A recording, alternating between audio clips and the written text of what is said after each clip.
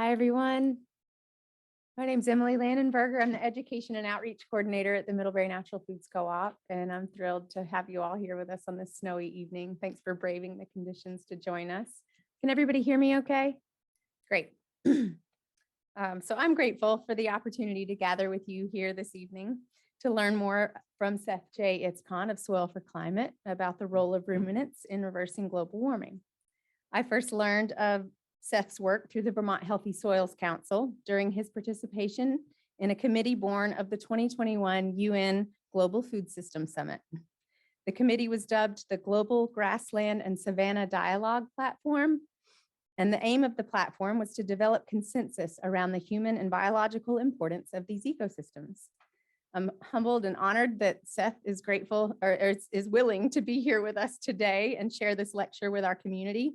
And I felt that same sense of relief that he was there to lend credence to this critical aspect of animal agriculture on the UN stage. I'm also thrilled tonight to hear from some of our local farmers who are putting this knowledge into direct action here in Vermont in ways that increase community food security and make us more resilient in the face of a rapidly changing climate. The food they produce nourishes our communities, and it's also important to recognize that the way that these farmers choose to produce food provides critical ecosystem services that benefit us all and are often overlooked or misunderstood. They help us draw down carbon. They also help us increase biodiversity above and below ground, restore the vitality of our soils, and build resilience to extreme weather events like flooding and drought. I'm excited to dig into this topic more deeply. And so our program will begin by hearing from Abe Collins, followed by brief presentation from Josh Lucas of Lucas Family Farm. Meadow Squire of Squire Family Farm in Tinmouth, Vermont was also slated to join us this evening, and she did her best to make it here, but the roads between Tinmouth and Middlebury proved to win tonight, so she had to turn around and head back home. And because she can't be here, I just want to share that she is the female force behind Squire Family Farm.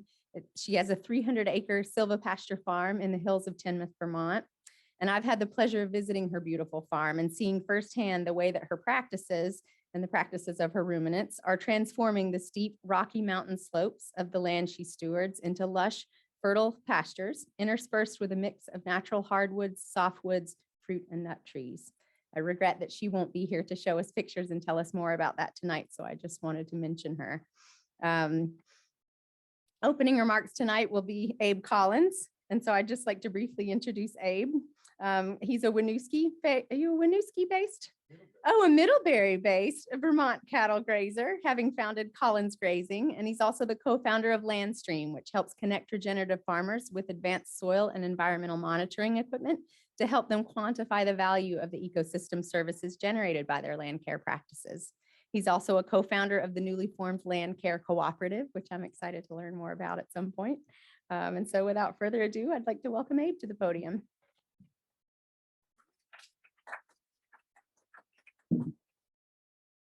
Thanks, nice to be here. It's a short, snowy walk. Normally, I'm a big picture guy. Well, in two ways, like I use a lot of pictures and we have a big picture to talk about. And I'm excited that Seth will be talking about the role of ruminants in reversing global warming. That's just assumed, and we've actually known this for 30 years, so there's no controversy about this. We can grow soil with well-managed livestock. And a little background on me is yeah, I've been a grazer most of my life, and it's the thing I love doing most. I'm not doing that much anymore. Rather, I'm working with a group of 14 farms who co-founded the Land Care Cooperative with me. I'll tell you about that in just a second. But I've been a sheep herder in the desert, working for elderly Navajo women who told me that when they had big herds that moved across the land in big cycles, the land was a sea of grass, but it was a blowing desert when I was there. And of course, they were being forcibly relocated for the largest coal mine in North America at that time, and the largest forced relocation in recent American history. And I learned something there is that finance, extractors, and enclosers come for the least powerful, the most defenseless first, and then they come for the rest of us. And I'll come back to that in a moment. I've been a dairy farmer in Vermont where I learned to do all grass dairy. And the amazing thing about that is I had feedback from a dipstick. Everyone knows what a dipstick is in a bulk tank. And if I grazed well without grain, we were one of the first couple, we were within the first few all grazing, all forage dairies in the US. And if I did a good job, I made a lot more milk. And if I did a bad job, I didn't. So I had feedback, and feedback is fundamental. If you don't have feedback, you can't manage systems. Without feedback, systems break, especially information. So that's been a big part of my life. And then I finished beef cattle, where I took the lessons of dairy farming, and I became a pretty successful finisher of beef cattle. I could make them fat, because finishing beef cattle is easy compared to milking cows on grass, on forage. So one of the fundamentals I learned, whether it was grazing livestock or doing my best to be helpful, in Arizona, in the Navajo Nation, or here in lush Vermont, where you can and we have been getting away with murder for a long time, with abusing land, because the land here is so forgiving. One of the things I learned, and I learned it from Alan Savory and a whole community of people who had created holistic management, was that indeed we can grow topsoil very fast, and we can turn deserts into prairies. And I actually got pretty good at it, and I've spent a lot of the last 25 years helping other people do this, heal land. And you stop thinking about it in terms of fixing. It's not a machine anymore. You become aware of it as an organism, the land that you're a part of. So it's almost like self-help, self-care that you're doing. But this holism,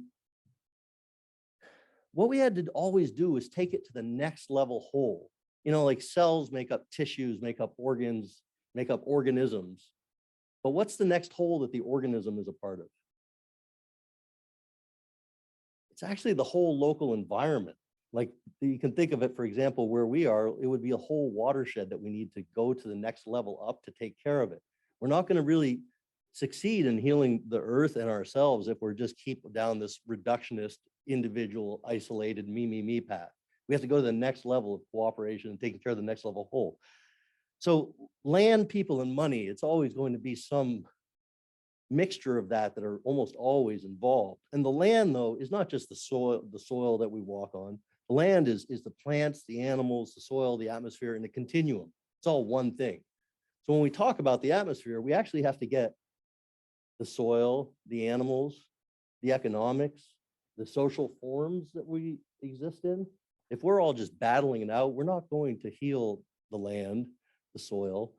We're not going to reverse the insect extinction event. We're not going to, of course, we'll never reverse global warming. What we go to will be some new state, right? You don't go backwards. We haven't figured that out yet, although I hear there's starting to be some time crystals and stuff. So it'll be forward what we come to next if we do it. And it won't be a simple balancing act with carbon down in the atmosphere, carbon up in the soil. That won't happen. In fact, as I'm sure Seth is going to expound on, we have a big job pulling carbon into life, into vegetation, into soils for the next couple hundred years. But as we do that, the oceans will off gas. We will not reduce atmospheric CO2 for centuries. That's scary, unless you know that there's actually numerous other ways to cool the planet.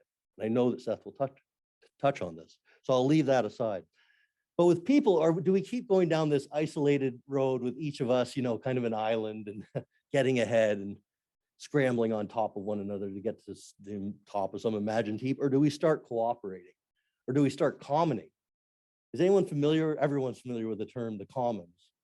But commons, Eleanor Ostrom, the American political economist who won the Nobel Prize for economics, was a scientist about the commons, the common pool resources. These are resources that aren't owned by anybody, but are dependent on all of us. And commons actually involve, it's a social process in which people cooperate to manage shared resources. So we're in the Otter Creek watershed right now. And the totality of the functioning of that watershed is something bigger than any one of us can control. So we all have to cooperate to make that watershed function as a next level up whole. That's a pretty big job, actually. And they'll take a different kind of economics, a different kind of social organization. And then certainly a different kind of land management. And with money, there's a funny thing right now is there's always a question, because healing the earth, healing the land will be the largest physical project in human history. We cashed in on the land to build Vermont, the United States, and so many other things, to build civilization, if you will. But it'll take a lot of money. So the question becomes, where does the money come from? But a better question is, where does money come from? And credit is actually a community, an emergent property of communities, of the productive capacity of communities, and of the trust of communities. It was privatized in 1694 by the Bank of England and the Crown. And that enclosure has happened through history. That enclosure, basically taking what was not owned, what was part of a whole, and broken down into pieces. That's what happened with the enclosure of the commons in England. That's what happened with the colonization of this continent. That's what happened with slavery, was enclosing human beings as property. That's what's happened with intellectual property, turning ideas into property that's owned.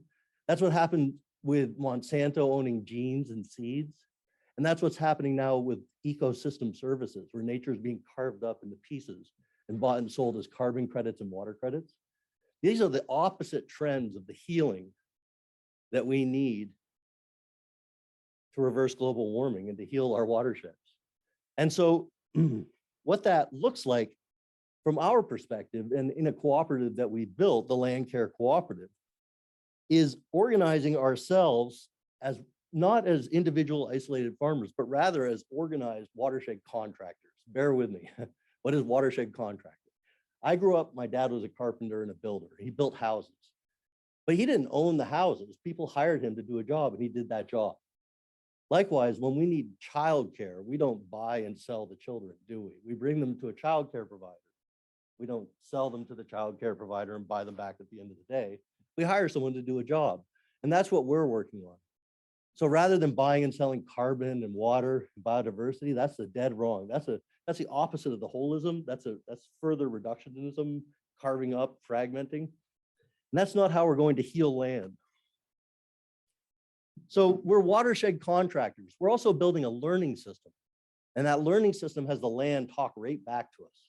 And this is using advanced environmental biophysics, where we measure energy and water, soil and vegetation, and farmers' observations, because we're just embedded in the system. And so the farmers' observations and records and judgments are mixed with satellite remote sensing, all this measurement on the ground, and it all comes back to us in a feedback system. So we're building a learning system, and we're organizing as watershed contractors. And a big part of our campaign is Bloom Train, and I'll kind of center on this. This spring, we're revealing our cooperative to the community. I'm kind of giving you a preview. Bloom Train is about, people have probably heard of the insect extinction event. We're in it. Wherever science has been done in the last 30 years or so, there have been reductions of about 70% of insect biomass in the last 30 years. Horrifying if you understand ecology, because they're right at the bottom of the food pyramid, if you will. So how do you reverse that? Well, we learned from Alda Leopold that if you address the food cover and water needs of any given population, and reduce decimating factors and increase welfare factors, it's amazing how fast populations rebound. And I've discovered this myself with earthworms. I started leaving litter as a grazer, and I found that, oh my goodness, I triggered a positive feedback loop. And that positive feedback loop had to do with I left more grass, there was more litter, there was more soil moisture. There was more soil moisture, there was more food for the earthworms. There's certainly more fungus, more bacteria, and lots of other little critters, springtails, and so forth. And the earthworm populations exploded in a single season, which grew more grass, which meant I could leave more litter, which is unused grass, right, that's trampled down, which led to more earthworms.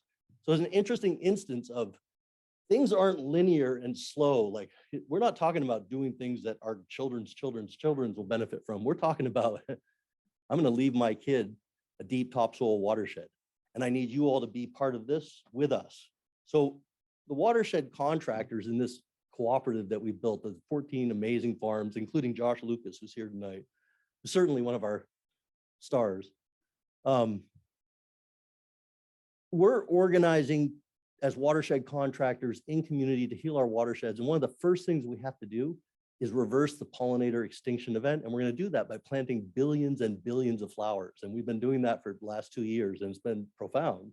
We invented a machine together called the Vermont Rip Sower. And we decompact the land and we plant forbs, deep-rooted forbs. So we're going to stop farming 8 inches deep and start farming 8 feet deep. And with constant blooms every day over every acre. And we need to enlist you all to plant flowers in every single nook and cranny we can find. And together with software and with other tools that we have, we're going to have flowers every day over every acre in these watersheds. And we're going to keep doing this. And within a few years, we'll be able to turn around the insect extinction event. And that's actually the first step toward regrowing the soil and leaving our kids deep topsoil watersheds. Part of what we're also doing is infiltrating every drop. And we do that with the infrastructure. We lay everything out with the land and we infiltrate all the water. So these are all examples. I'm trying to set Seth up for success here to say that the livestock and how we graze are fundamental to all of this. Without the livestock, we're rather powerless, impotent, puny earth weaklings. But with livestock, we can influence hundreds and thousands of acres incredibly quickly and beneficially. It's sort of a superpower that if you ever manage livestock, you wouldn't understand. But I encourage you to start spending time with farmers and learning about this superpower. I guess in closing, 1 or 2 other points are that the question, where will the money come from to hire watershed contractors and what will be the largest project in history? It's not going to come from ecosystem services. It's not going to come from carbon credits. In fact, we just narrowly dodged a bullet here in Vermont where financiers had organized themselves to sell the nature and farms of Vermont to Wall Street and polluting corporations. That was narrowly averted in the last few months. And so what we're going to be doing is the opposite of that and mobilizing community credit, which isn't just our savings locally. There are far more profound ways of getting the community credit.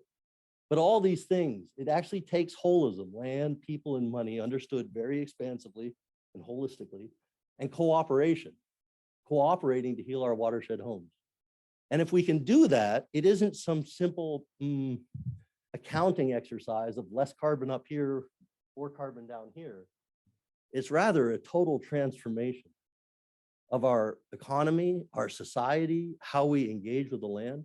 And it's rather exciting that together, and I am saying right here in Vermont, we can do this thing in the next few years, and we're going to be enlisting you. We can cooperate to heal our watershed homes. And what Seth is going to offer tonight also, I expect, is that this vision and this capacity that we've developed, that farmers and ranchers and cooperating scientists have developed over the last, say, 40 or 50 years. It doesn't just work in Vermont. It works really fast in Vermont if we do the work. But it also works to turn the deserts back into prairies. And that's the big guns, because that's most of the Earth's surface. So we got our work cut out for us, but I couldn't be more excited. And I have this distinct honor of working with this incredible group of farmers, one of whom I actually remember a couple of years back, I had this giant old machine called a subsoiler. And the thing had been used as a goat playground for like the last 8 years when I sold it to a farmer. And Josh was like, bring it over to my farm, we'll rebuild it. And he went and spent 50 hours and $500, and I spent a couple hundred hours and $5,000, and we rebuilt the thing and shared it amongst our communities. And then we went and just kept ramping it up. So we've been doing the work. And I want you to know that this guy, maybe he just looks like a cattle rancher, you know, operating around the neighborhood, but he's actually been leading the work of healing our common watershed home. So thanks.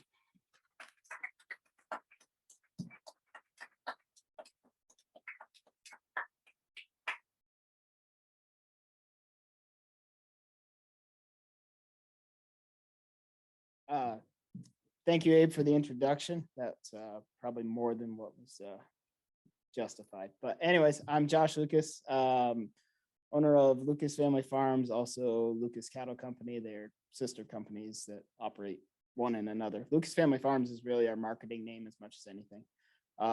Started out as Lucas Cattle Company in 2006. I started the business fresh out of college with a pickup truck and a dream, and started leasing farms, leased the first farm I could find, and we were in business, went into debt, and by God, we were really in business.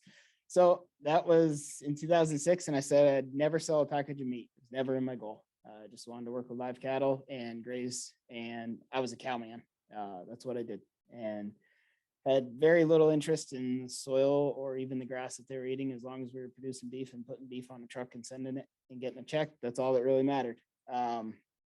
And luckily, I kind of was influenced by some just good people through the years. One door opens and leads to another usually, and kind of led me into this regenerative space just about the time my conventional operation was about to fall on its face with high input costs of equipment and chasing my tail, and just really wasn't working. So with the advice of Jim Garish, who's a grazing guru, said get out of the cattle business and get in the meat business. And so we just, it was a simple change of how we viewed the business. And so that led to better grazing, which led to better meat. And then we got into this little thing called regenerative agriculture. And it really, it's just a rabbit hole that you just can't, it's such a open, so expanding every day. There's new things being learned. We're figuring new things out. It's such a complex system. I don't know when we'll be to the bottom of figuring it out. I don't think we ever will, because it's managing for biology, not chemistry. So our operation is a biological operation, not a chemical operation anymore. Not certified organic in any way, but manage probably as good or better than most organics as far as I'm concerned. So with that, we'll kind of jump into, and I don't want to take up too much time. Everybody else has more to say. So anyways, we're in Orwell, Vermont. That's 20 minutes south of here, pretty much, dead south. We own 2 farms, 600 acres owned, and lease another 300 to 400 acres a year, sometimes more, depends on the year. The mission statement is healthy livestock, healthy soil, clean waters, and always putting people first. We really live by that on a daily basis, and try and it's the mantra that gets us through the hard days while we're doing chores and the weather's snowing and the wind's blowing and there's mud underneath and everything's going wrong. That's kind of what gets you through it. 100% grass-fed cattle. That's our primary business, is still the cattle business. But cattle are our primary tool in rebuilding the soils. Every piece of land I've come onto was either degraded or fallowed prior to us getting it, or was just hay land. Some managed better than others. Some of it very worn out. New England has been farmed for a very long time with very little given back to it. So the cattle operation works really well for rebuilding soils. Our beef is never raised with growth hormones, no feed grade antibiotics, and humanely cared for at all times. And about 5 or 6 years ago, we decided to get into pastured eggs. We're up to anywhere from 250 to 400 laying hens, depending on the time of year. They're fed a completely non-GMO layer mash, and they're on fresh green pasture every day of the year that it's hospitable enough for them to be out there. We use these mobile egg mobiles. You can't see it very well on the big screen, but they're just old wagons that were laying around that we transformed into mobile chicken houses pretty much, and put netting up around, electric netting up around those. We try to have the hens following the cow herd. It simulates nature in them breaking up the manure pats, decreasing our fly pressure on the cow herd. It's amazing how fast that happens. So the flies lay their eggs in the manure, and the chickens come through and break that apart, eat the eggs, or just scatter it out so the sun burns them up. And we also manage our underground livestock. Believe in being soils first now. So we used to manage cows and then started deciding to manage grass, and now we manage soil. And it's the soil first. That's what matters most now. Believe in live, healthy soils, recycle nutrients, creating a higher quality forage, therefore creating more nutrient-dense food products. Feed the bugs first. And I am a self-proclaimed amateur vermicomposter. We have inherited a vermicompost pile with a farm that we bought, and just total random luck. We have earthworms by the millions. And we're using that as our primary bacterial fertilizer to stimulate the bacterial responses or the responses on our fields. Still trying to work out how to use that best, but it's pretty amazing stuff when we get it. It just wakes up the biology in our sleepy, half-dead soils. Our wild livestock, you can see on the fence post to the very right, the birds right next to the cows. Healthy ecosystem function is required for all types of livestock. We're actively creating habitat for all wild animals.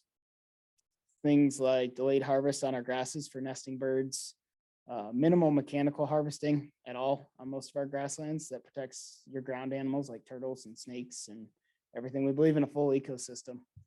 We don't have every species of livestock because death by diversity is a real thing. Trying to work with too many animals in a day, it just ends up being too many chores. So we rely on the natural ones to fill in those gaps in our ecosystem.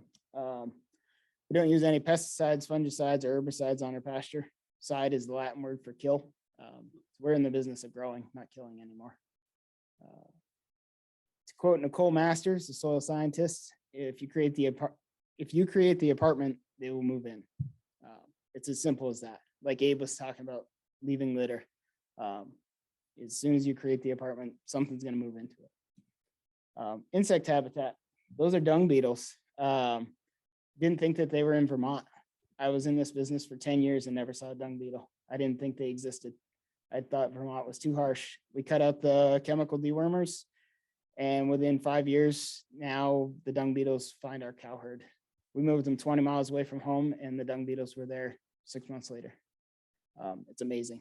And those are our little workers that, like Abe was saying, the insects are at the bottom, and they decompose and break stuff apart, break the manure down, take it down into the soil where it's readily available for our plants to use.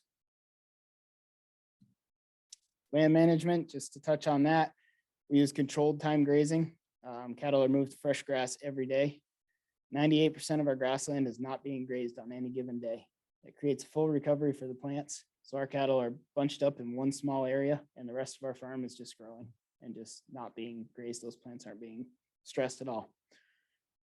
Our goal is to use as little diesel fuel as possible and let the livestock do the work. High stock density, which is a lot of animals in a small space, creates heavy layers of trampled grass or the litter, as Abe mentioned earlier, armoring the soil against heat, wind, and rain compaction. And this is the results, massive plant growth. You can just barely see it on the right side of the screen. That's a fence post that's 5 foot tall. And that's a mature cow standing in that grass, that white spot, who's probably 5 feet tall. That grass is 6.5 to 7 feet tall. That's a reed canary grass. Yeah. The results, it's a little hard to see in this picture, but the yellow post on the left is where we've done a practice called bale grazing, where we feed the hay on the frozen ground in the winter. And on the right is a piece of the very same ground. There's no fence or nothing has ever been in between those. The grass is 24 inches high on one side and 6 inches tall where we didn't bale graze. And all that is waking up the biology in that soil.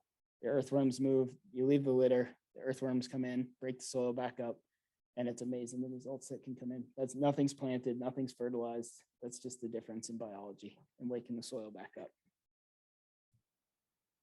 And a picture is worth 1,000 words. This is from a talk I did at my place 2 years ago for some people from the Health Network. The picture on the very far right, you can see the black carbon down 4 or 5 inches in that soil. These 5 soil plugs were all taken within 1,000 feet of each other on a property corner, a 3-way property corner. The picture all the way to the far right of the screen is where I bale grazed. Just next to it, you can see there's some black layer. This is about 6 years after we were on this property. The second one in is where we had just done good intensive rotational grazing. We're starting to get that black humus layer about 2 inches down. This is all where we store water in this black layer. This is where we store our nutrients. This is where we store our water. And also you can see down at the very bottom of all those plugs, the aeration in the soil. That's where we keep air. Plants need air around the roots. The one in the dead center is the most interesting. That's a piece of fallowed land that hadn't seen a machine or a cow. And without the ruminant, there's 6 inches of litter on top and nothing going down into the soil. The soil was as hard as could be. That's with the absence of ruminants. There's nothing to smush that back down so the bugs can eat it. And then moving over, there's a conventional corn plant, the one with all the little marks in it. That's a conventional cornfield, heavy tillage, heavy chemical use. Could barely dig a shovel in, but was able to get that spade out. There's 0 air in that soil. It simply holds that corn plant to the earth. That's all that soil is doing. And then on the very far left is an organic heavy tillage soil. It literally fell apart as soon as it was dug up. So just as a quick example of what ruminants can do versus a machine. Talk about our products real quick. We sell all wholesale grass-fed beef. We don't do any direct-to-consumer stuff. And also a little bit of lamb. We sell mostly to health food stores, restaurants, farm stands, and institutions. Non-GMO pastured eggs that I mentioned earlier, those go to Middlebury Co-op and Rutland Co-op. Freezer beef by the side and the quarter, and then also the live cattle, feeder cattle. We supply a lot of other grass-fed finishers with cattle from our herd, smaller producers that then take it and finish it and market it really well. Where to buy? Those are my little girls when they were still little. They're a lot bigger than that now. That's Emma and Clara. There's a third one that's not in that picture. Where to buy? Middlebury Natural Foods Co-op, Rutland Natural Foods, Killington Market, Woodstock Farmers Market, Fire and Ice right here in town, the Wheel Inn in Benson, Pulteney Pub, and then our latest partner and one of my favorite new customers is the UVM Medical Center and both their Harvest Cafe and their patient menu. They're amazing people to work with. They're doing a lot with the Bloom Train project that Abe was talking about earlier. And my contacts. And with that, we'll turn it over to Seth. Happy to talk with anybody after if you have any questions. All right, can everyone hear me okay? Good, good. Well, welcome. Thank you so much for coming out today. My name is Seth Itzkan. I'm with Soil4Climate. We advocate for soil as a climate solution. I just want to give a heartwarming thank you to everyone who came out today, really. I know it's snowgeddon out there right now. And I want to thank everyone who helped put this together, Emily Landenberger, Molly Anderson, and all the rest. Thank you, really, from the bottom of my heart. Thank you very much. I want you to join me in something silly. This is something I do. There's a phrase called yabo. Does anyone follow Soil4Climate on Facebook group or follow me or whatever? Does anyone know that phrase or that term? Okay, good. So you're newbies. So yabo is a South African term. Well, it's a Zulu term. It's popular in Southern Africa. And at the Africa Center for Holistic Management, you hear it all the time. It basically means, yes, that's right. And I have sort of, it's my thing now. Whenever I give a rant, I say yabo afterwards, or I give a speech, and it just means like, yeah, go team. So join me, please, in saying yabo on the count of 3. Okay, 1, 2, 3. Yabo. All right. Thank you. You're officially indoctrinated now. So now we can start. So again, just thank you, everyone. And the intelligence that's in this room is going to be incredible. And I'm going to try to really just do a hard stop at like 7:45 or something, so we can just really talk, because there's a lot of very smart people here, obviously. And it really is heartwarming for me to have people in the room who are actual practitioners, actual farmers, Abe, Josh, or other people in the room here, practitioners, producing food or something like that. Yeah, you see, so you're the heroes. I'm just a guy from out of town with a laptop, and I was debating, like, am I overdressed for Vermont in March, So anyway, thank you for coming. And it was great to hear Gabe just say, to hear Abe just say matter-of-factly, oh, well, we know that cows can reverse global warming. Like, well, okay, I guess I can go home now, I just spent 11 years studying that topic. But it really is good to just take that as a given. Because once you can just accept that ruminants can be part of the solution, then you can sort of get onto other things. Like you can get onto, okay, well, how are we going to restore 10 billion acres? How are we going to feed 10 billion people? How are we going to redefine money? How are we going to take 300 billion gigatons of carbon out of the air? We can just get right to it. We don't need to be debating anymore about cows bad.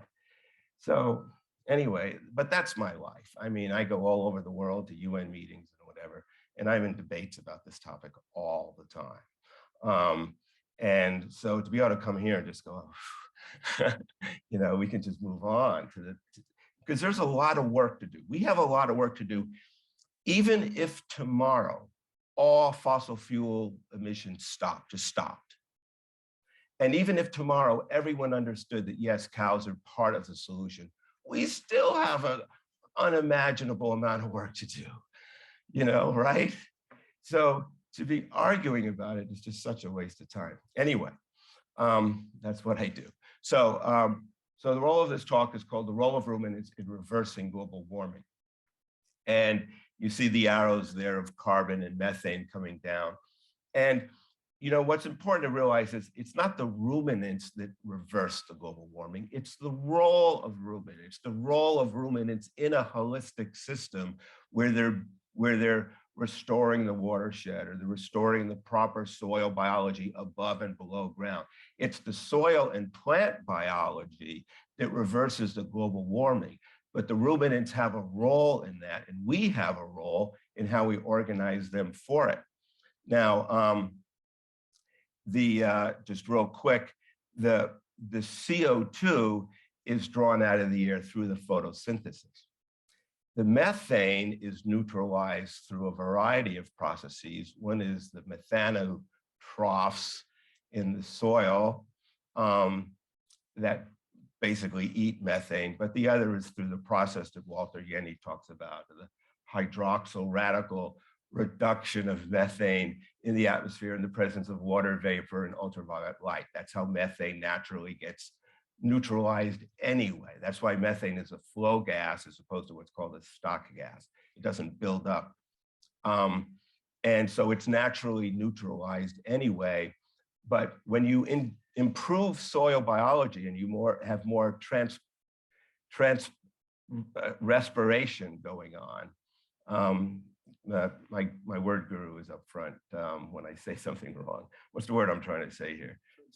It's transevaporation, right? When there's more of plant leaves transpiring more water, that creates more of an environment for methane to naturally be neutralized. So are the ruminants emitting methane? Of course. Methane is the natural process of the fermentation of cellulose. And that's the whole point of the methane, is to ferment the cellulose. But the ecosystem itself is reducing the methane and is drawing down the carbon dioxide.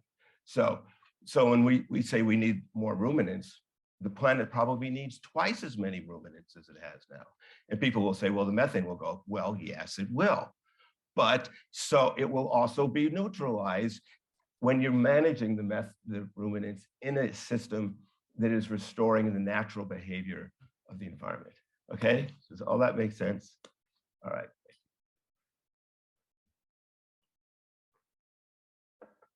So just digging some more into that, getting back to holism. So this picture was taken 51 years ago. This picture was taken in 1972. Can you believe that? I'm sure most of the people in the room were born after that. Well, there's a lot of people here my age or older, so the farmers have showed up. But I hope there's actual Middlebury students here, and it isn't just a bunch of old timers. Certainly, if you're Middlebury students, you were born after this picture is taken. So you've never lived in a world in which this picture didn't exist. But I remember when this picture came, and it was a profound moment in the consciousness of humanity. Well, there's another picture which for me, there's another picture which for me is an important moment in the consciousness of humanity, if you will, to use that metaphor, and that's this picture. This is the picture that I want to be for the next 50 years. And this is a picture taken from the Karoo region of South Africa. The land on the left is a healthy grassland. The land on the right is a typical desert. And wasn't it nice of them to build that fence right there at the boundary between the grassland and the desert? So, but if you look, a lot of people aren't really that familiar with this type of ecological picture. Do you see the mouse? Oh, you do. Okay, very good. So the lighter stuff here is the grass, and the darker is the woody shrub. You notice there's literally not a single blade of grass on the right side. That's not an exaggeration, right, Abe? It's not exaggerating. There literally is not a blade of grass on the right side. I mean, that's just profound. And I want people to know this picture. Like we could just end it now. And okay, so what's going on here? Well, the practitioner on the left is the Kroon family, Kroon, from South Africa. And they were one of the original families to adapt holistic plant grazing, holistic management, with Alan Savory as their mentor. And this picture should be everywhere. It should be at every UN meeting. It should be at every food security meeting. It should be everywhere. Okay, everyone should know this picture. It should be as important as the picture of the Earth that everyone has seen. And when I came back from the COP, so every year I go to the climate meetings, and at the back of the business card, so the back of the Soil4Climate business card, we have this picture, and I showed it to the guy, a fellow who was also at the conference, and I said, how do you think the land on the left got to be so good? And he said, oh, they took off the cows. And he's just a typical, politician, Democrat, staff scientist at some bureau somewhere. And that's just what they all think. Of course, the reality is just the opposite. They brought in the cows. So there's 4 to 5 times the cow density on the left as there is on the right. They're being managed holistically. They're reversing desertification. I almost feel like I don't need to show any more slides because this group knows everything. But most people haven't seen this. This is the Google Earth Pro. So there's the picture, and I've been to this spot, and I had my GPS unit with me. So you can literally see it. I mean, you can see this from space, or you could just bring up Google Earth. I got the coordinates. I can give them to you afterwards. And I'm trying to build a database of these spots all over the world. Even just today, Alejandro Carrero sent me his Google Earth Pro perimeter file for his property. We just want to make a database of all these properties, and you could just look at them yourself. And whenever you go visit these people, they love to show you their property, and then they say, and then look at the neighbor. I've done this with Gabe Brown in North Dakota. I've done it with Will Harris in Georgia.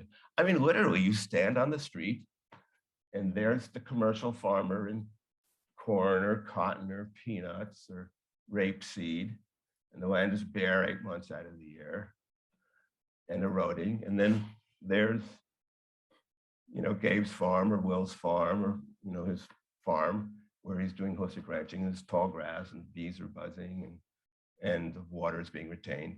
I mean, literally, it's like that. And so we want to build a database of these things. You can just see them for yourself. And so then just getting into the science. So grasslands are the largest terrestrial ecosystem, okay? So we're talking about the landed surface of the world. About 40% of it is some type of grassland ecosystem. Grassland is a spectrum. It goes from desert to tropical grassland, and then it starts to become forest. And rainfall is the eliminating factor there. And of course, grasslands love carbon. This was a slide that Alan Savory showed during his TED Talk. But it gets the point. Most of the landed surface of the Earth is some type of seasonal rainfall, semi-arid environment. It's a grassland that co-evolved with ruminants. And what you want to see in this slide here is in the very bottom left, see where it says soil 2300, that's 2,300 billion tons of carbon, or 2,300 gigatons. giga and billion are interchangeable terms. And see, it says plant biomass 550 and atmosphere 800. So there's more carbon in soil than in plant biomass and the atmosphere combined by a lot. So soil is by far the largest reservoir of terrestrial carbon. We're not talking about fossil carbon, which is off the chart here, which would be around 10,000 billion tons. We're talking about carbon, which is in some sort of cycle. So we can just, for the sake of argument, say fossil carbon is not in a cycle, until we burn it. But, but of the carbon that's in the cycle, the vast majority of it is in soil, and the largest reservoir of soil carbon is in grasslands. And then you can see it. This is from an exhibit called Exposed: The Secret Life of Roots at the US Botanical Garden. And you can see that the perennial grasses, that they're even folded, the roots at the bottom, otherwise it'd be too high. You see that? Now, if this exhibit were done again, I would advocate for there being animals up here, images of animals. And then down here too, to really get the sense. And then of course, well, here they are. These are North American statistics. They are approximate numbers. Now we know that there's a terrible period in American history where we were intentionally killing the buffalo. There were multiple horrific reasons for this, and the racism against the Native Americans was one of them. And people were paid to bring in buffalo skulls, and they were shooting them from trains. Just imagine that. Imagine just being in a train, and there are just so many buffalo. You can just, they were everywhere. Large ruminants were everywhere. They were all over the earth. The earth was dense with them. 10,000, between 20 million and 10,000 years ago. But we didn't expect this to happen. About 30 years later, all of a sudden, America is confronted with desert. Where did all the soil go? And that's about as much time as it takes. The time frame for these transformations is in the 10 to 30 years, where you begin to see profound changes, one way or another, in terms of the land getting better or worse. Now, so digging into some of the science here, the top graph is a 500 million year temperature chart of the Earth. 500 million years, so that's 500 million years. So can you see that's 500? So these are in hundreds of millions of years. And then here you see it says 50. So here's a hot house. Here's what they call sort of ice house. But basically over 500 million years, there's been 3 epic cooling periods, sort of a middle cooling here. We'll talk about that. But basically, there's been 3 profound cooling periods where it went all the way from like a hot house to an ice house, or certainly much cooler. There's a drop of close to 13 degrees C. So in 500 million years, in 500 million years, it's happened 3 times. Okay, we're gonna go back to look at that for a second. Now, the graph on the bottom is logarithmic. It's the same amount of time, still starts at 500 million years ago and goes to the present.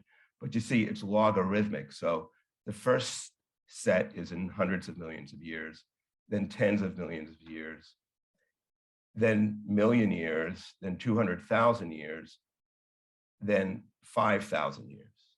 Do you see that? So the bottom graph is favoring the present. So this entire circle here is represented by that. Everyone follows that, I guess? Okay. So now let's go back and look at what's going on. So this was the evolution of plants on land. This was mosses and liverworts. And what did they do? Well, first of all, there's biomass. It's a huge amount of biomass.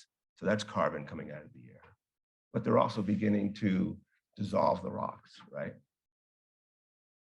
They're beginning to dissolve rocks. So, and that's an oxidizing thing, which takes carbon out of the air. So profound change in the temperature of the world, profound cooling because of this biological innovation, plants on land, okay? Then there's another profound, well, it also then gets warm again, which is another story. Right now, I just want to focus on the cooling. So these are non-vascular plants. Now we have the evolution of vascular plants, the beginning of trees and roots, okay? Right about here, around 420 million years ago, nature invents something called lignin. Had to be invented at some point. That's when it's invented, and then it starts to get put into use. And plants go, oh, this is cool. We can grow up, we can grow down. And so the evolution of sort of what we call soil, you know, plants with roots and tall plants, it all happens during this profound period. And this period is called, of course, the Carboniferous era. So all the carbon that we're burning, all of it, came during there. We're literally burning an ancient atmosphere. You get that? These trees, this biological evolution is taking carbon out of the air, it's storing it in its biomass. It's then fossilizing in a way where the carbon is not going back out to the air. So it's staying. And then, you know, 300 million years later, it's a coal seam in Georgia, Mississippi, and Alabama. It's oil off the coast of the North Sea. That's what it is. It's literally the remnants of this drawdown because of this biological evolution. Now, some of the things that happen here is nature evolves a fungus right about here that knows how to break down lignin. Bang, oh, and then you start to get flying insects, larger herbivores start to show up, and that's where the spike comes. But right now I'm interested in the drawdown, and then the next drawdown. So this one here, the third of the three profound drawdowns over 500 million years. What do you think happens in the last 50 million years? Come on, this is the fun part for me. I could just show you what happens. What's the innovation in the last 50 million years that cools the planet so profoundly? Cooled the planet. Come on, crowd. What happened? What kind of animals? Yes, thank you, buddy. Ruminants. Hello. Nature evolved something called a ruminant. What else did nature evolve to go with ruminants? Grass. There you go. There it is. Bang. The evolution of ruminants, grasslands, and a new type of soil called mollisols. Basically, when you think of agricultural soil, that's what it is. It's a mollisol. That nice, deep, rich, dark, carbon dense soil. It's called mollisol. Literally means soft soil. But it's a new type of soil, a new type of biology, a grass, and a new type of herbivore. So herbivores existed, but not ruminants. And that system of the herbivores with the grass, with that soil, is what created this profound drawdown, which made life for humans, which made human evolution possible in the first place. So, bang, now we're blowing up that scale here. So you've got the evolution of the grasslands with the mollisols and the ruminants, and all the other sundry creatures, of course, but the ruminants are the dominant megafauna. You can follow that, right? Megafauna, big animal, the dominant big animal, okay. That then sets off the ice ages. CO2 got so low we could have ice ages. So the precision, the little wobble in the earth that creates the ice age, it's always there. It didn't just start wobbling. But when the CO2 is above a certain level, the signal is too irrelevant. The CO2 has to get all the way down for the ice ages to take effect, or for them to be significant. And then agriculture starts around 10,000 years ago, and we should already be in the next ice age. So we've actually been holding off the ice age for 10,000 years. Human-caused evolution, human-caused global warming started about 10,000 years. And then just the most recent part with the industrialization, I mean, from the time scale over thousands of millions of years, that's just like a straight line. That's just like today, right now. And all of the debate about ruminants and food systems and everything, it's all literally just right here in the last, thousandths of a second in terms of evolutionary time. But you see, we're in this story. We're basically in a 50 million year story. Or sort of we're at a 10,000 year, take your pick. Humans started killing megafauna 40, 50,000 years ago. So we were contributing to desertification tens of thousands of years ago. We really accentuated desertification with the formation of grasslands about 10,000 years ago. And now, of course, with industrial farming and feedlots and growing corn and soy for feedlots and pig hotels and all that. I mean, that's like in the last second, 100th of a second in terms of geologic time. And so the complaint about ruminants or meat in this context of that industrialization context, well, of course that's wrong. And of course that's horrifying. But that's not because of ruminants or meat. That's because of the industrialization, or to use Alan Savory terminology, reductionist approach, the machine approach to a holistic model. So we have to understand the big story that we're still part of and how we're going to move ruminants in a way to facilitate grasslands to do what they do naturally, which is sequester carbon and help mitigate methane. That's what they want to do anyway. We take extraordinary measures to keep grasslands from being healthy. Well, this is just an example of what the Devonian period or the Carboniferous period would have looked like. You have vascular plants for the first time and no large herbivores. There's nothing was eating this stuff. Mushrooms hadn't even evolved yet to break down wood. Think about that. So that's why we have coal and oil reserves now, because it took nature 100 million years to figure out how to break down lignin. So thank God for that, huh? Okay. Anyway, I'm influenced by a scientist named Gregory Retallick, and he has a paper called Global Cooling by Grassland Soils of the Geologic Past and Near Future. Go, Gregory Retallick. He's great. Anyway, he's considered the world's leading paleosols expert, paleosols, ancient soils expert, and particularly that type of soil called the mollisol, which is, as soils go, it's the most recent type of soil. So all the biology of a mollisol, that system itself, is fairly recent in terms of evolutionary time. And so this is from his paper. So you go back to the Eocene 50 million years ago, and then you come up to the present. So you see the evolution of larger and bigger herbivores. So let's get some techie words here.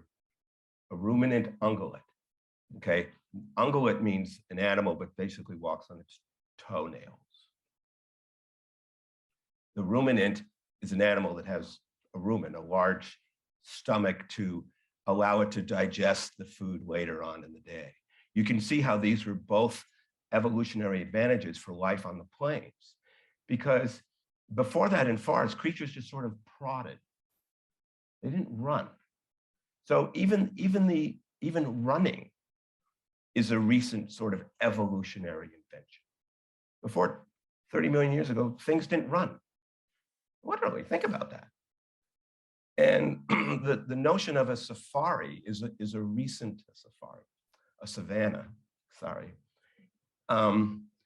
That's a recent thing. That's a recent type of evolutionary of biological system. Anyway, that's where all the carbon is going in those deep-rooted perennial plants. And this nerdy picture, just bear with me. The bottom here is rainfall in millimeters, okay? So from 0 to 800 millimeters of rainfall. The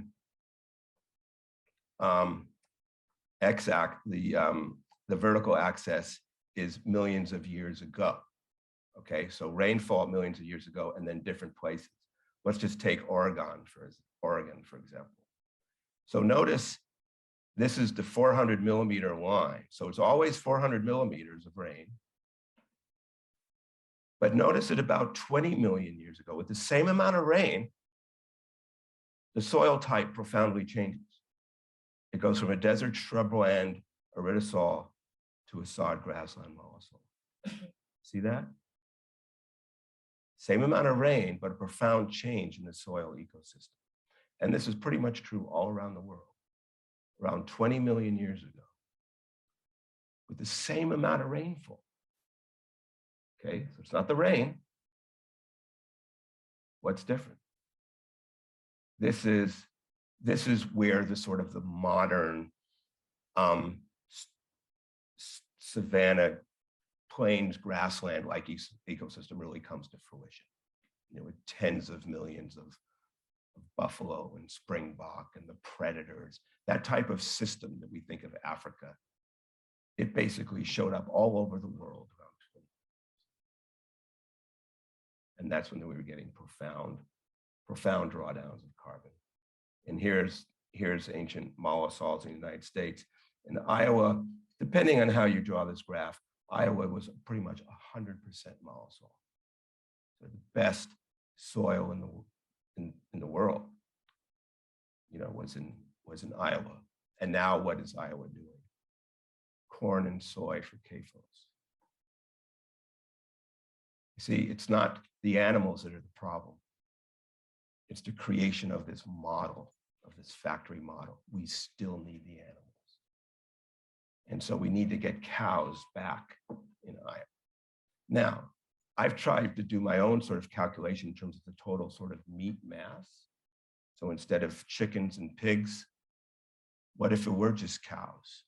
Could you still have the same amount of meat? I don't know. But those are the questions we have to be asking. See, that's the question we need to ask. Not to cut out meat, but to transform how it's being produced. Is it being produced in the service of soil? So, you know what? I have lots of slides. Let me, just for the sake of whatever, oh well. Because I want to wrap up, because this is a smart group, and you pretty much know everything I'm saying anyway. Let me just show you some of the, some of the work from Africa. Yeah, so this is at the Africa Center for Holistic Management, or some people call it the Savory Property. I just encourage you to go there. Just go. You know, do it while you can. And that's what I did 11 years ago. It changed my life. Mixed herd. They call this the elbow site, because that tree just sort of looks like an elbow. 2006. There's Alan there 7 years later. What's important is to cover. See, there's almost no cover now. It's almost 100% bare. Now there's complete cover. And then I just sort of show this just to help get the point across. And then I took this picture in 2014. Here's another one. They call this the two-tree site, just because there's sort of two trees next to each other, just to help sort of identify it. And there's me next to it in 2013. And then, just to help get the point. Again, it's about the cover. There's me again in 2014. And what's going on now is now I'm being surrounded by a climax grass called Panica maximum. There they call it guinea grass. And you can see the seed head here. See how tiny and fragile the seed heads are. Like this plant will only grow in the best conditions. This is, you know, what they call an indicator species, a good indicator. And then down here, look at this. This is mushrooms. There's a millipede. You see it?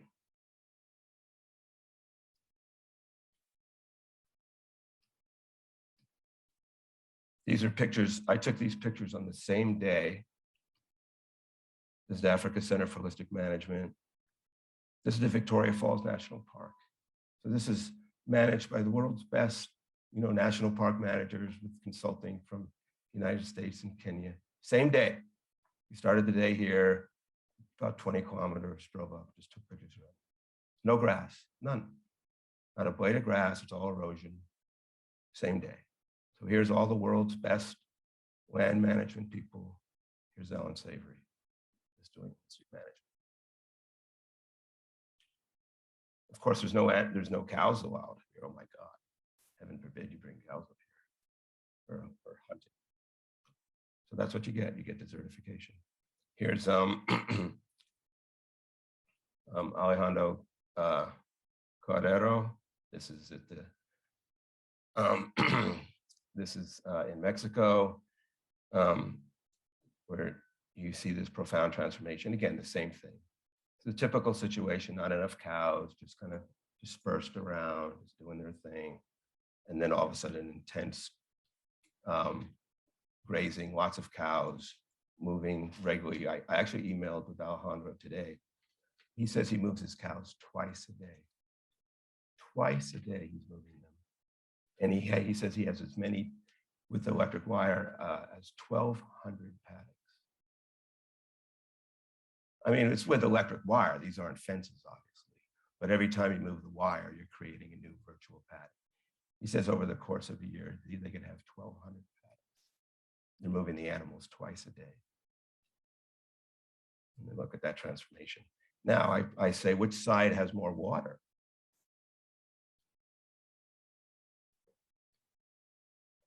So Alejandro says that the picture on the left is an example of a 1-inch rainfall. Okay, there's no retention at all, so it just runs into the holding dam there. He says they could get 6-inch rain now and not have standing water in the depression. So there could, in theory, be 6 times more water in the picture on the right. All right, so again, and let's just wrap up because you know all this stuff. Let me just show you some stuff that I'm proud of, that I've worked on myself. So Soil4Climate, in partnership with the Maasai Center for Regenerative Pastoralism, have created a project that we call Nkop Osaligi, which means the promised land in Maasai. And we're basically trying to restore Maasai lands and literally save their culture. Because, you know, in 20 years, there aren't going to be pastoral people. You know, it's just going to be, they'll just be a historical relic and be living in cities and eating bat protein, right? Isn't that George Monbiot's vision of the future? So that's not what I want. That's not what they want. So we raised money. There's Damara Training Center, a savory hub in Western Kenya. And this is the training for the community. It's the picture it shows that the cows take one bite, the grass dies back and it comes back. I know it's kind of hard to see there, but that's a cow head taking a bite of grass. The grass and the roots die back, but then they come back and then the cow takes another bite again. And that's the, you know, the savory proposition. Overgrazing has nothing to do with numbers. It just has to do with timing. So overgrazing has nothing to do with numbers, just has to do with timing. Okay, so let me just wrap up here. You can see there's lots and lots of slides. So yeah, I'm happy about this project. This is our own project. We did build just an earth dam, just a temporary. It's understood this is temporary, but in these desperate situations, you need temporary solutions as well. build a corral. Now they have a multi-paddock system. Okay.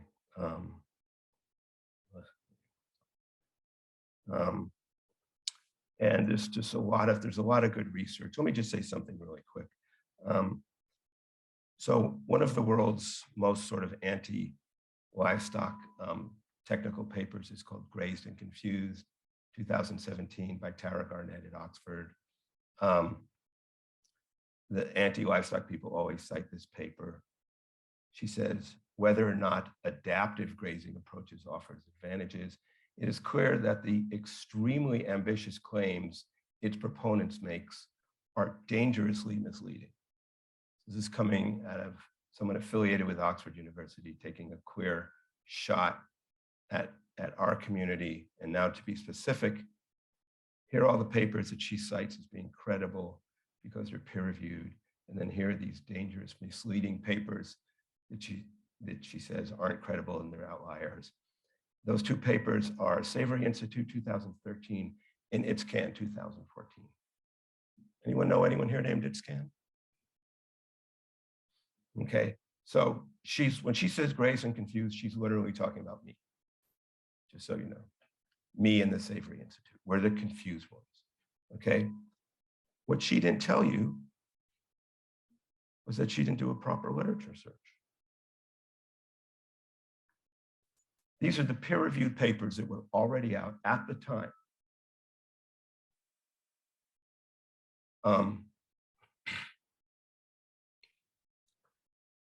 Frandubers, 2012, Wang, 2015, and Teague, 2016. This is where their numbers would have been. This is carbon sequestration potential per hectare per year. Peer-reviewed, were already out at the time, but omitted. Okay, now, how do I and the Savory Institute look? Do we look like outliers now? And this is something, frankly, that the anti-Savory people do all the time. They just omit the peer-reviewed data they don't want to talk about. Okay, the next slide. This is how it would look today.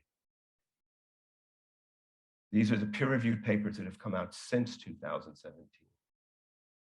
Okay, Stanley 2018, Roundtree 2020, Kurtz 2020, and CASA 2021. Peer-reviewed, and this is where their figures are in terms of tons of CO2 equivalent per hectare for draw. This is where I was when she said I was dangerously misleading. Okay, here's the data she said was valid. Here's the data that already existed at the time that paper came out. And here's the data that has come out since. So who's dangerously misleading? Okay, I just had to get that off my chest.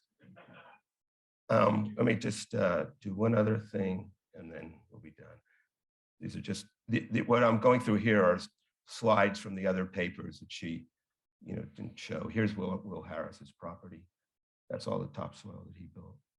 See that? There's his neighbor's property in cotton. I just want to end with a fun quote. This is Sai saying, Ore oro romo modiok enketeng net nemeye. Literally, it means he who stands on cow dung will never die. The interpretation is a culture that maintains soil health will persevere. All right, thank you very much.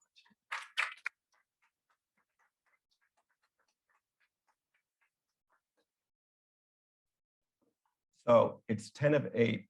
We need to be out of here at 8:15. But let's just talk. Also, I have Soil4Climate hats. If people want to give us a donation, you can have one. And even if you don't, you can have one. So let's just open it up, okay? Yeah. Whoever wants to go first, just raise your hand. Pretend you're in a Zoom meeting. Okay, yeah. Very informative from science kind of perspective, but Yeah. how about a practical perspective? For why you have small sheet that I'm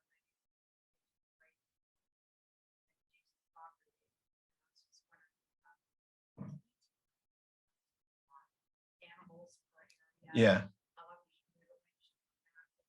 Yeah, you need to get in touch with the graziers. So Abe, for example, in the back, there's a Vermont Grass Farmers Association. You know, there's a group called the Vermont Grass Farmers Association, and there's Vermont Soils Coalition. So yeah, so I don't give practitioner advice. Okay. I just battle in the science policy world. But there's plenty of people here who can help you with that. Yeah. Come on, guys. Someone say something. Yeah. Yeah.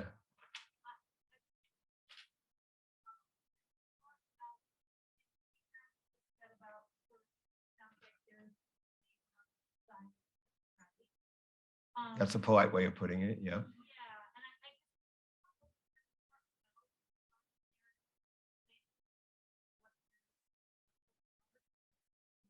Yeah, sure. There are two things that are going on. First of all, there's the academia. Okay, so academia in general is always threatened by an outsider who says they figured out something else and didn't do it through the peer review when being a protege to, you know, a professor at XYZ department. That's true of academia just in general. Okay. And also management of cows has been part of imperialism. You know, thinking Western society is just going to go over the world and tell these Maasai people how to, you know, manage cows, and then saying cows are bad, and then saying, well, you're ruining the land. We need to get you off. I mean, it's going on right now. You know that, right? It's going on right now in Kenya and Tanzania. They're trying to create a park, a national park. They need to get the Maasai off the land. That's going on today. This hasn't stopped. It's basically, remember I said 120 years ago, the guys on the train shooting the buffalo to get at the Native American, same thing. For all practical purposes, that's what's still going on. And so cows being bad for land is a way of getting at indigenous people. And then the irony is that the sort of the liberals are buying it. They're buying into the thing that cows are bad. No one's more liberal than I am. When I was 9 years old, I was walking down Commonwealth Avenue shouting, what do we want? Peace. When do we want it? Now. And Tricky Dicky was president. I'm the most liberal person out there. And when I see other people who say, you know, they're liberal, you know, just lining up against cows, that's, you know, with liberals like that, who needs Republicans? Sorry. I actually once ran for political office as a Republican as a joke. Okay. Anyone else? Yeah, right up here. Yeah. I noticed that you're a partner with Is the Ground the Movie? Is that correct? Well, yeah, we're friends. Yeah, yeah. I just wondered if you could speak on what the people that are friends with them are doing. I know that there was some legislation that was recently passed about regenerative farming, and I don't know all the details of it, but can you speak to that at all? Yeah, so Finian Makepeace, who was very active in Kiss the Ground, has created another organization now called Regenerate America. And just go to the Regenerate America website, and they're very focused on the Farm Bill. So the Farm Bill is the big thing that everyone is focused on right now. So he's working with David Scott, I believe, is that right? Representative Scott?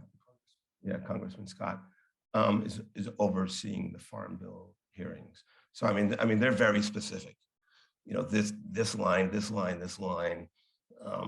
in every state. I mean, that's the big elephant in the room right now in the United States is the Farm Bill. And Regenerate America is specifically organized to make changes in the Farm Bill. And how are they doing?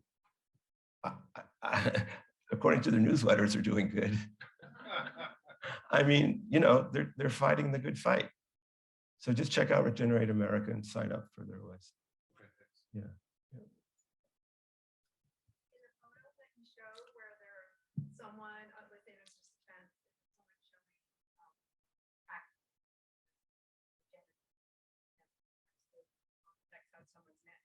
Yeah. farming it, Yeah. and not doing it.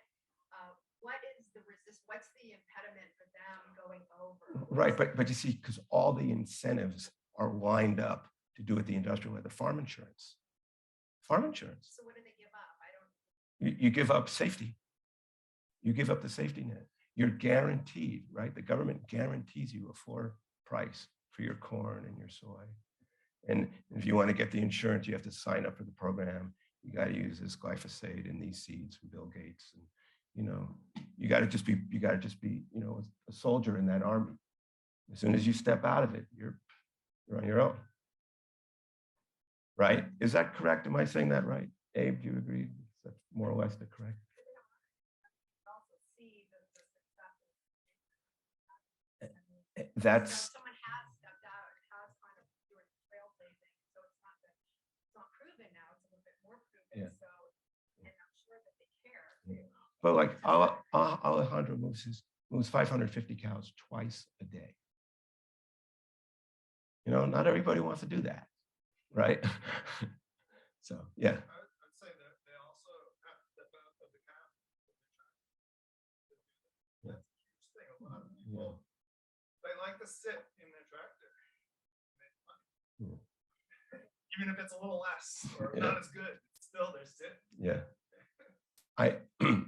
How does that address that? It's like my question. Well, I How do mean, we get people like turned on to this type of management? the theory of change with people, there's a whole thing about, I don't want to, that's not my thing. I don't know how to change people, but I'm just presenting this information here. But typically, you know, that's a very personal decision that people have to make sort of on their own. But what typically happens is that eventually the farmer will just go out of business or give up. And then the modern guy will just take it over, or they'll sell it to you. Say, oh, you know what you're doing. You want to buy our farm. You know, it's sort of, will just sort of grow organically. Or maybe younger people will take it over, like Jesse McDougall.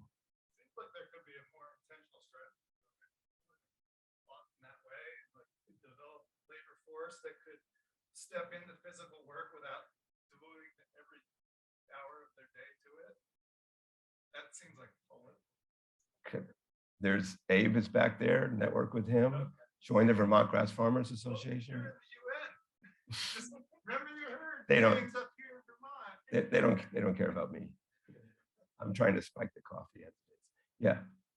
So it seems like you're facing an uphill battle. I'm wondering what's the motive behind people publishing papers saying that your work, discrediting your work, and trying to get cows off the land? Well, Tara Garnett, who authored Grazed and Confused, is a devout vegetarian. So I think it's religious. I literally think it's anti-scientific, religious behavior. You know, here she is at an Oxford-affiliated university with teams of graduate students. They couldn't find those other peer-reviewed papers, and I found them on my own on Google. You know, I think she's being intellectually dishonest. I'm glad this is being recorded. Yeah, because I want to debate her. You know, she made the mistake, frankly, of citing me. So now I'm forever part of that paper. She could have just ignored me. So I'm still here. You know, and the data is still coming in. You saw where my number was compared to the data that's in now. I'm conservative. And based on what is unofficially coming out of Gabe Brown's ranch in North Dakota, even the numbers on there are conservative. And it doesn't surprise me because we're used to an anemic system. We're used to soil that's basically been dead. I don't think we know what living soil is even like. We're just discovering that now. And that's the whole beauty of this whole movement. Uh-oh, there you go. What do you think?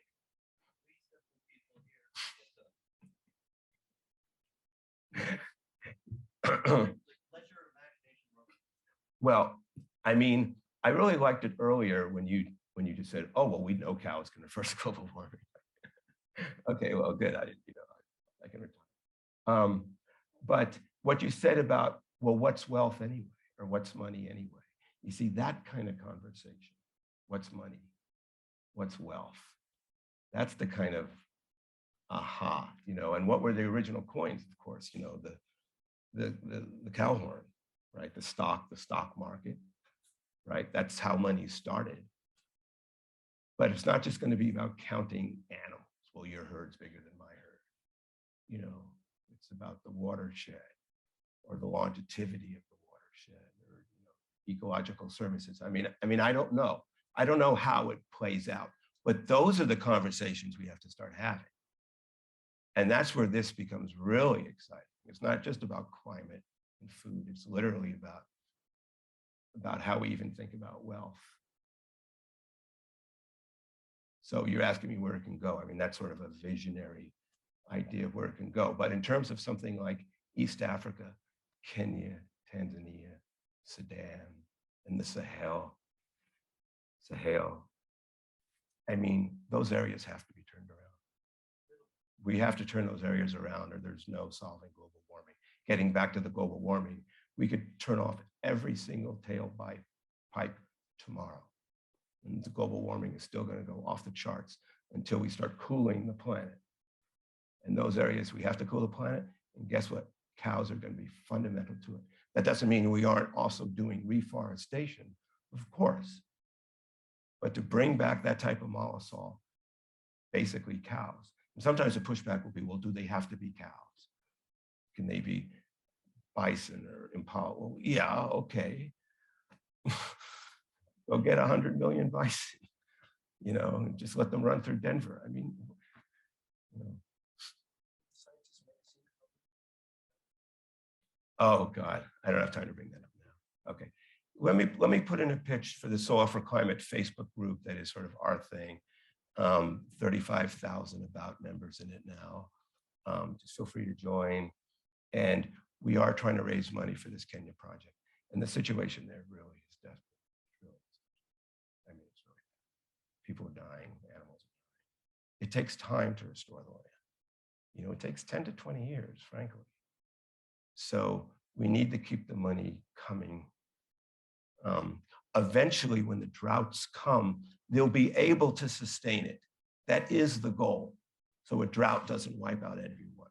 But when you're just starting, you're literally just starting and the land is already anemic, a drought can just kill everything. So we're not looking for permanent charity, but we do need money just over several years. So if you want to donate to our fund, we'd really appreciate it. Yeah. My name is Paul Stowe, I'm a farmer in Orwell. I'm a neighbor of Josh. You asked about what we can do. So there's a big policy.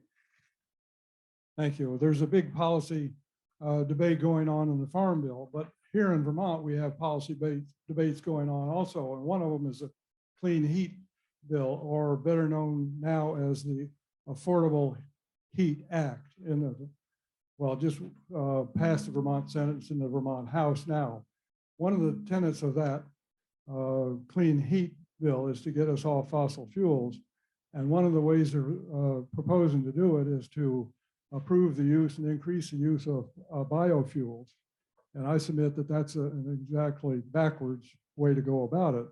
Biofuels come from destroying rainforests and planting oil palms. We have right now of the soybean oil in the US, 40% of it goes into biofuels. We have also in the US, 40% of our corn crop goes into biofuels. So if you really want to think about policy that we can influence, that's an area where we can really make a contribution. And it's happening right now. And you can follow it online. There's no excuse not to do something about it.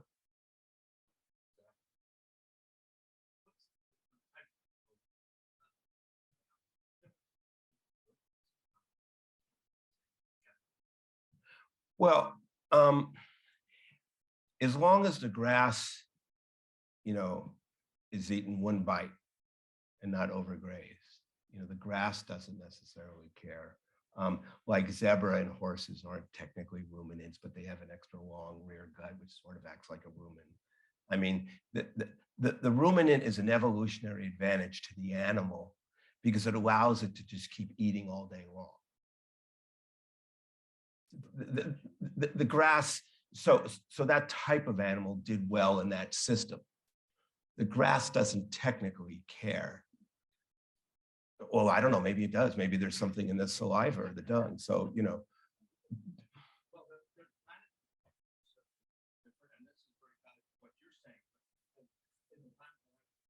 They came through from new techniques for grazing, and we changed our grazing methods dramatically at that time, and by limiting grazing for Vermont planting, natural Vermont plants, less than 7 days, and then you get a complete plant coverage. Whereas if you let them graze it more longer than that, they go back over the better plants and they destroy those, and you end up with a loss in plant fertility and recovery period. And we saw a huge change. So somebody gave us that information. Called the Boys On out of Burlington. UPM Extension Service came down and said, do this. And we did it. Changed all the way we did everything. And now you're giving us new stuff, and that's even better. Well, But it's consistent. It's about timing. And Voisin was Savory's mentor. I mean, that's who Savory learned from, was Voisin. So it's about timing. And you always hear just say, oh, we'll reduce the number of cows. That's not what you want. You actually want more cows, but for less amount of time, which means more movement. Right? It means more management. Yeah.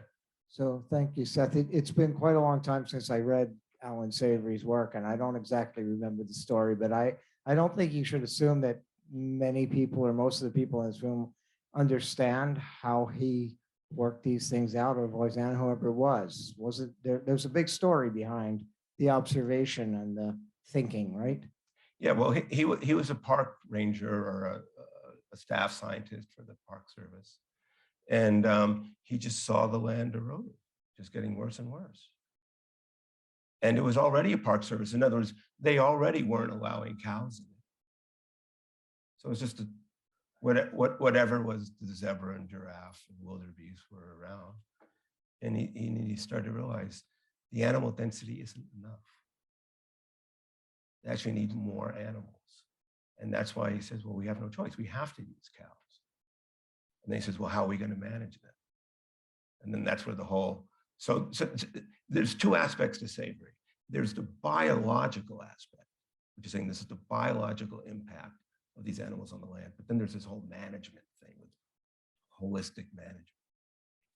And how getting people, how they make decisions. Those are two entirely different things. And he had to come up with both. Really, he should get 2 Nobel Prizes. One for biological services and the other for sort of human social service. Yeah.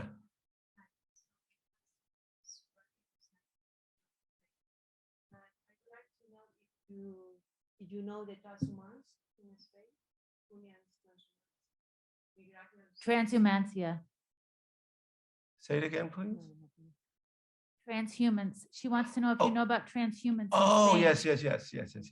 And I would like to know what do you think about the seeds former the soil with the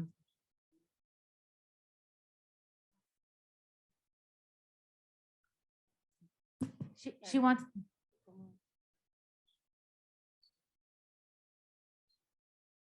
I think she is asking about sheep manure. So in transhumancia and the way the sheep are and maybe perhaps the difference between sheep and cows. I don't know if you're interested in that. It's different. Sheep is different. It's a bomb of biodiversity. The transhumancia is around all the country, north, south, north, all the Spanish country. Yeah. And do you know transhumancia? Maybe not. Let me answer a question.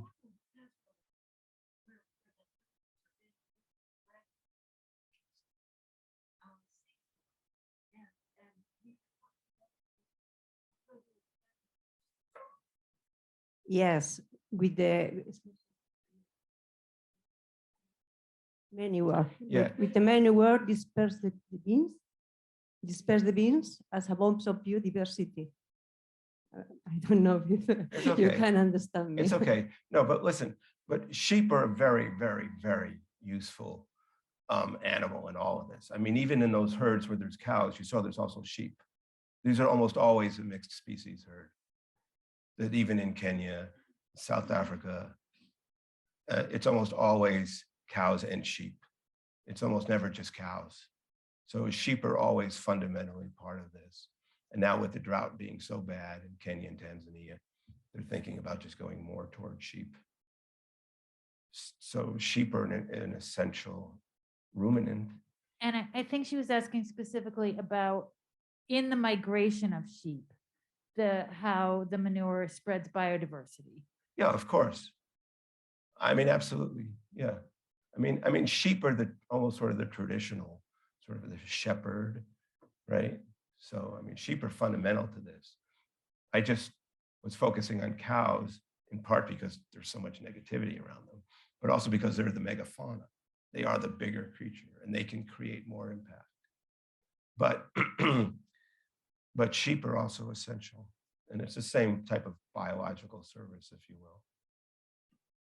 I'm sorry, I don't know if that answers your question. I'm sorry for my English, sorry. It's okay, one more. You haven't asked yet. One thing you mentioned a lot, everything you study or whatever you started was in Africa, which is that how used to be many years ago, the pasture and rotation, and that I think that's used to be in a lot of places. And then we move even in Europe too, and in America, in Central America, and South America. I'm from Brazil. That's how it used to be. I think with industrialization, farmers became industry. So we do industry, corn, and like he said, it's much easier to be in a tractor and be a large farm. And we want cheap food.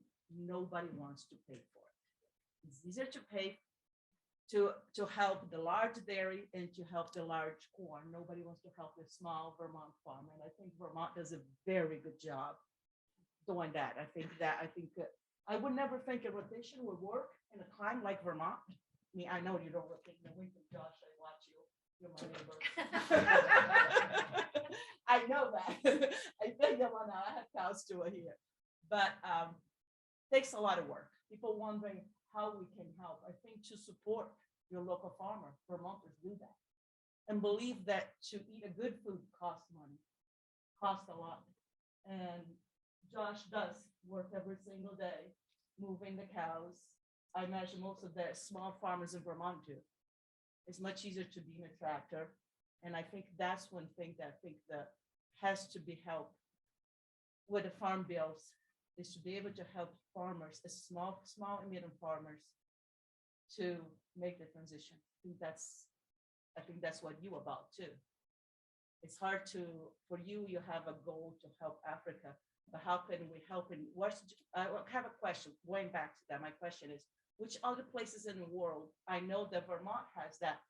You talk about Africa, which other places in the world are using that kind of rotation and to increase the quality of the soil? I mean, it's everywhere. It's all over the world now, which is the good news. Listen, in closing, if it is time to close, and I think it is, I would like to invite my colleague, Carl Tiedemann, to recite some soil poetry. Oh, I'm going to turn this off and we'll turn that. But he wants you to go through the mic so it gets recorded. Sure. All right, I'll close with a poem I wrote a couple of years ago called Climate Farming. So what's the future?